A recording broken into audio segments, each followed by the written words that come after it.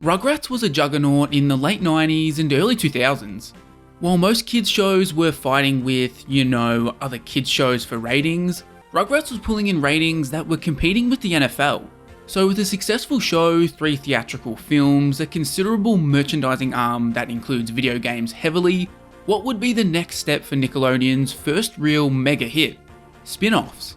As the name suggests, All Grown Up thrust the babies into the future, transforming the show from wacky and outlandish baby exaggerated adventures to something that was a little more down to earth. It was a modern show for the Rugrats fan that had grown up with the franchise. Naturally, this meant a video game tie-in needed to be created immediately, which is where All Grown Up Express Yourself comes into play. Rugrats games covered the entire spectrum of quality, which is unsurprising when you really take in just how many games they released. You've got the good, the bad, the boring, the crossovers, and today we have something that is completely unhinged. Strap yourselves in, because what we're looking at today is a truly bizarre way for the Rugrats franchise to say goodbye to video games forever.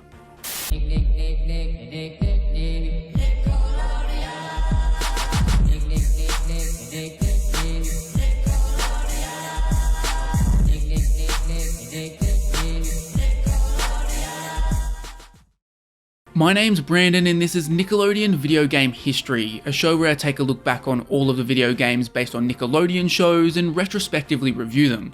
As we all know, All Grown Up was the one and only Rugrats spin-off to truly get off the ground. However, it wasn't the only spin-off idea in contention. As far back as 2001, Nickelodeon was pushing for ways to take Rugrats in new directions.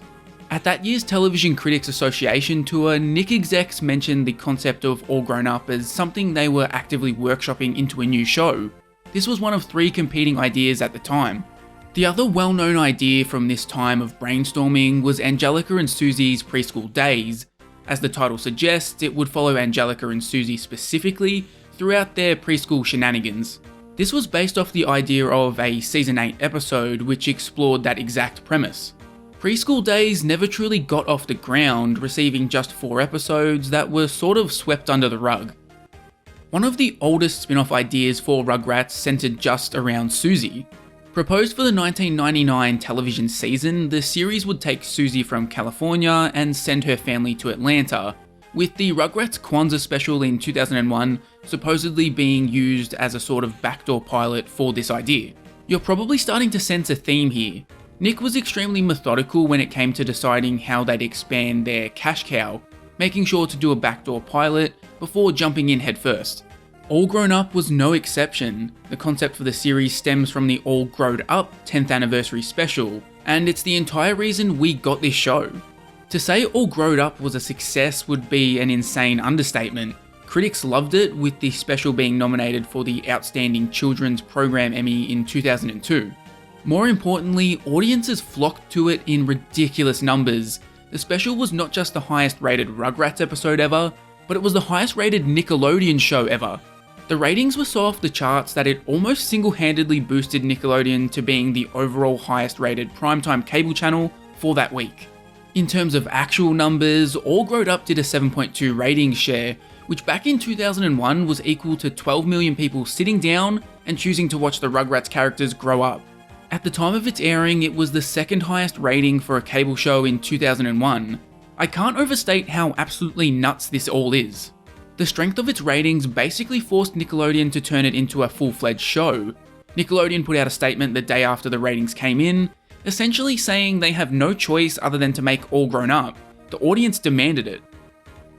From that point onward, production on All Grown Up was full steam ahead, having its debut penciled in for less than 2 years after the special aired, with an initial 2-season order of 35 episodes.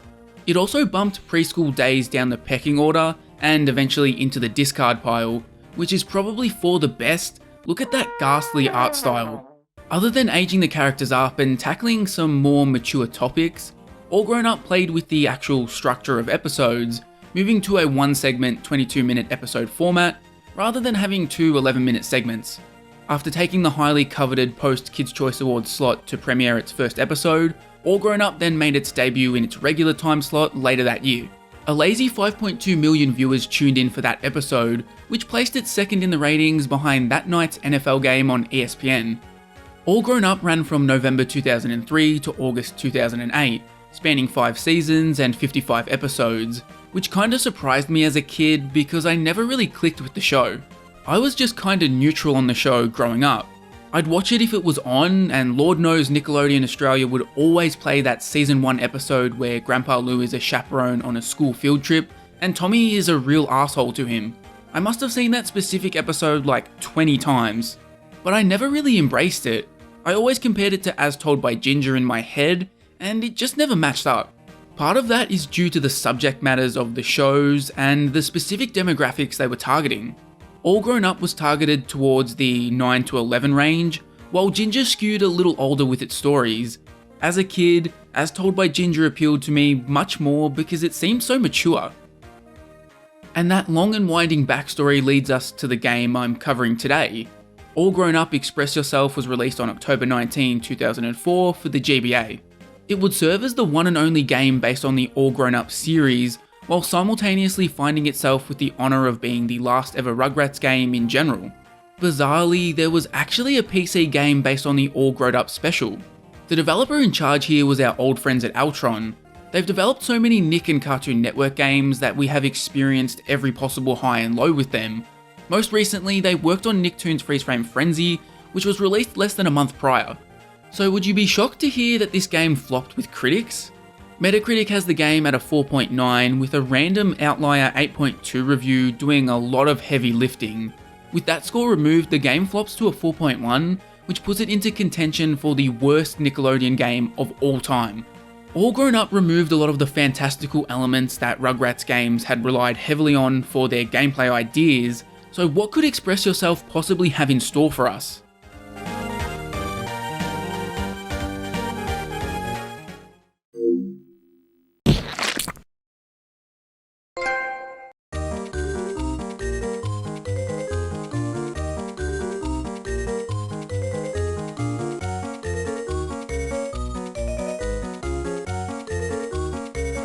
The setup for previous Rugrats games have been kinda wild, really playing to the babies can be so imaginative premise heavily.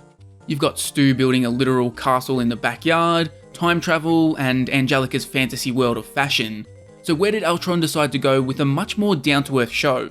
Minigame compilation and boring fetch quests, baby. You hate to see it. Express Yourself puts players in the shoes of Angelica. Now, I might need some bigger fans of All Grown Up to correct me here, but as far as my research has turned up, Angelica is interested in working for the school newspaper for just a single episode. Again, correct me if I'm wrong, but it seems Altron has taken that one literal B-plot of an episode about Angelica becoming a journalist, and that's where the crux of this game comes from. I looked through every plot summary and couldn't find another mention of her working for the newspaper, but judging it from this game, it would seem like Angelica's life goal was to be a journalist. You might not know this, but I actually got a degree in journalism, and it was all because I wanted to dig up hard-hitting scoops like Susie Sings, Dance Party to be Held, and Phil and Lil back together. That's got some serious Roll Tide vibes there. The game is broken up into 8 different missions, each of which focuses on Angelica chasing down a story. This is kind of fun because all of the stories are ripped straight from the actual show. Story mode boils down to Angelica needing to interview other characters, being sent on never-ending fetch quests, and periodically playing minigames that often don't make any narrative sense. If you think that sounds miserable, then you'd be correct, but let's begrudgingly take a deeper look at the gameplay, shall we? The investigative reporting section of the gameplay is doing most of the heavy lifting here. Side-scrolling around locations and trespassing in people's houses to find a specific person to talk to is the name of the game here 90% of the time. Excuse me, what the actual fuck are you doing in my house? You really just sprint around town trying to find people. The game allows Angelica to jump, which seems to be here purely for the sake of like 2 specific locations you barely ever go to. This style of game can work, but it relies on the game's locations having lots of life. Express Yourself peppers in so many NPCs, but the big issue is that they're kind of pointless. They might as well be part of the backgrounds. Characters are only allowed to talk when they're the object of Angelica's investigation. If they aren't your current objective, they stand there pointlessly. The potential was there for characters to have funny lines and even act as a sort of waypoint guiding you to your goal, but instead they wander around like mindless drones. When characters do talk, they're liable to blurt out some truly insane lines. It's not Jimmy Negatron levels of broken English. With the way this is written, I assume a native English speaker was in charge here, but a lot of it feels very unnatural for the characters and the show in general.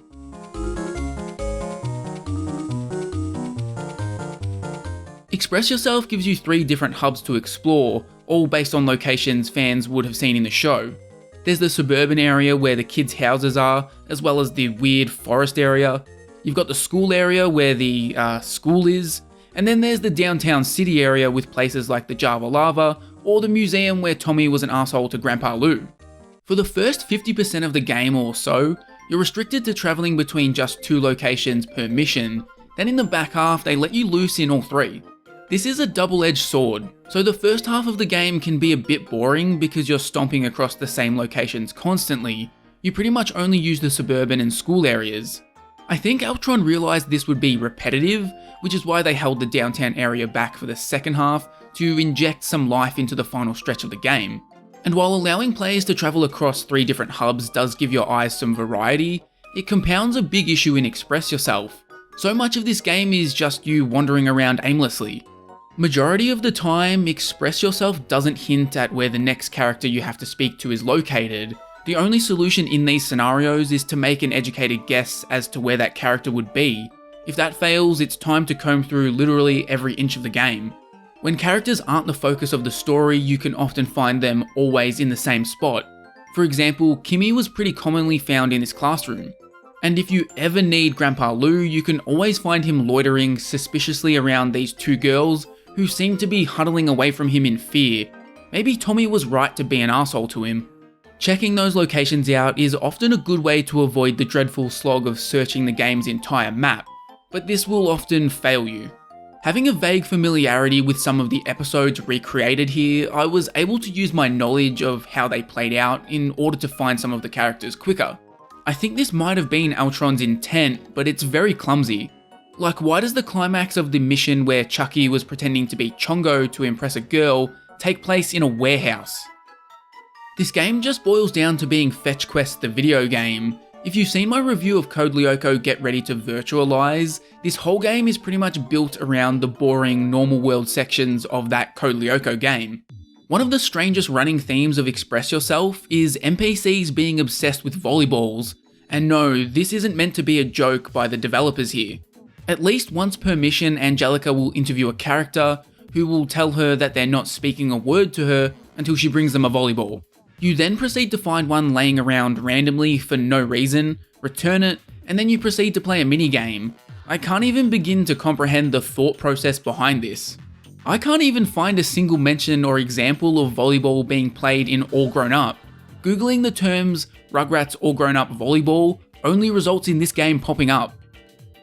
Shuffling from character to character becomes boring after the first 30 minutes, and Altron doesn't really put in much effort to spice things up for the player. One of the only real examples is this dreadful section where you have to slowly guide Spike to the river. It's super fun and definitely not one of the most tedious things I've experienced in recent memory. The last notable thing about the journalism parts of Express Yourself is that you can take damage.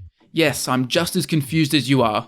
Despite offering the ability to jump, these sections aren't exactly about platforming or anything.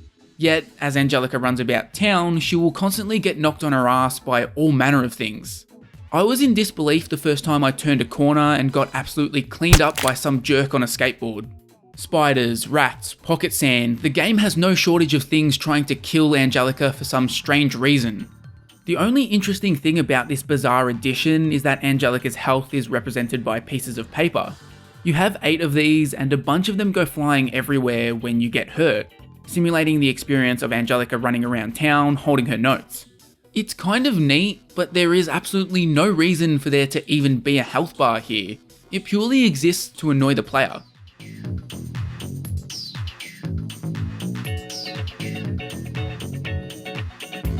The other aspect of the gameplay is the minigames.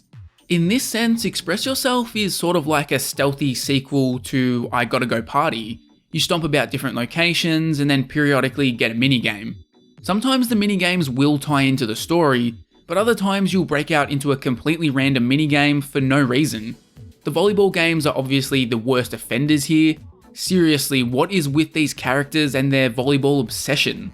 Minigames range from okay to very basic to a dumpster fire. The worst of them is probably the game where Angelica has to follow a shady businesswoman and hide every time she turns around. The timing of this minigame is just so poor.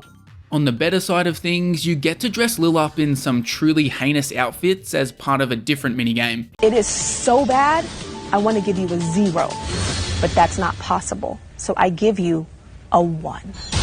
The other area of the game I've neglected to mention is really where Express Yourself goes all in on being a girl game. From everything I've described so far, Express Yourself doesn't seem specifically targeted at one gender or another. It seems like it's targeting all Rugrats fans. But booting the game up quickly shows you that this was obviously designed to be a girl-focused game, just like Angelica's other game back on the PS1 and Game Boy Color. Playing through the story mode will unlock accessory pieces, and in the extras menu you can dress up the characters. Not every character though, just the girls. This is kind of pointless and has no impact on the actual game. They should have at least had the accessories show up on the characters when you play through a mission. Otherwise, it's just a very bare bones version of somebody playing dress up with a doll without having the actual doll to play with. Then there's this whole weird section that is kind of set up like a PDA. It's like a low rent version of those password diaries or something. You've got a profile you can fill out and customize in a very mature manner, and then you can write a to-do list or take a quiz to find out which character from All Grown Up matches you. It honestly feels like this stuff was slapped on at the last minute to turn this into a girl game. When you actually play the game, nothing about it is even remotely gendered.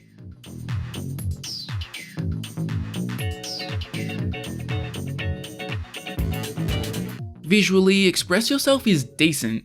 The environments you walk around are pretty unremarkable, which no doubt contributes to the persistent feeling of boredom throughout the game. However, I really like the work on the character sprites. It's really well done. Rugrats had some shockingly great artwork throughout their GBA and Game Boy Color era platformers, so it's nice to see this game was able to recapture some of that spark as the Rugrats franchise was heading towards the grave, at least in terms of video games. And you can't tell me the opening riff of the theme for the forest area doesn't give off Sweet Home Alabama vibes. Sweet Home Alabama, where the skies are so blue. Sweet Home Alabama, Lord, I'm coming home to you.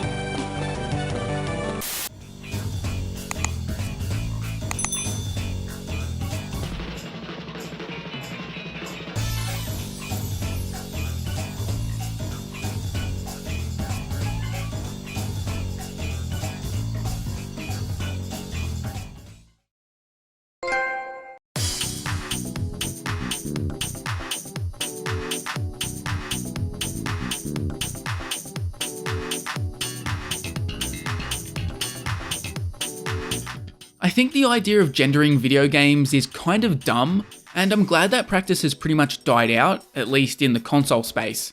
But if you're going to treat girls like a whole other species when it comes to games, can we at least make the games not suck ass?